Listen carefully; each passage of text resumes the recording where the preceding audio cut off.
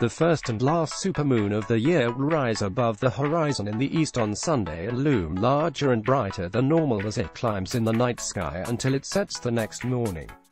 Known in the Farmer's Almanac as the cold moon, the long night moon, and the moon before Yule, the event comes as the December full moon coincides with the body's close approach to Earth, making it appear 7% larger and 15% brighter than average. The moon's orbit is not perfectly circular and its distance from Earth varies from around 222,000 miles to more than 250,000 miles over the course of a month. A full moon arises when the Earth sits directly between the Sun and the Moon. The supermoon will rise from around 4:15 p.m. Greenwich Mean Time in Britain, but will be nearest to Earth shortly before 9 a.m. on Monday morning.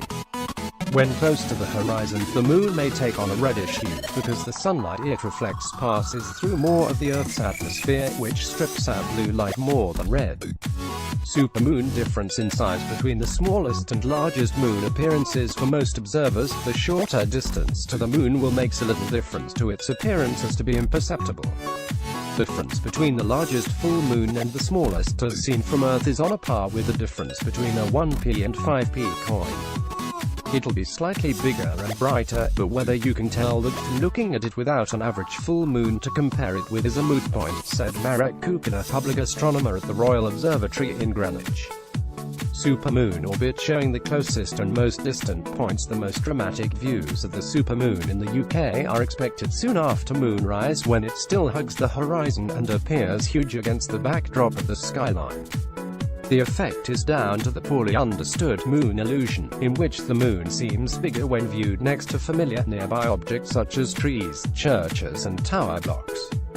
A full moon is always a really lovely sight to see, said Kupina, and as the moon rises on Sunday, you'll get a feeling that this is a big-looking moon. As ever for observers in Britain, the sight could be completely obscured by cloud.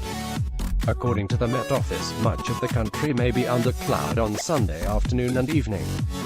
With weather coming in from the west, the best spots to view the supermoon are expected to be in the east of England, through thinning and occasional breaks in the cloud. If the weather fails to cooperate, a virtual telescope project aims to live stream footage of the supermoon from its robotic telescopes. But if watching on a screen misses the mark, it is not long until the next supermoon, when conditions may be more favorable. The next two full moons, on 2 and the 31st of January, both qualify as supermoons.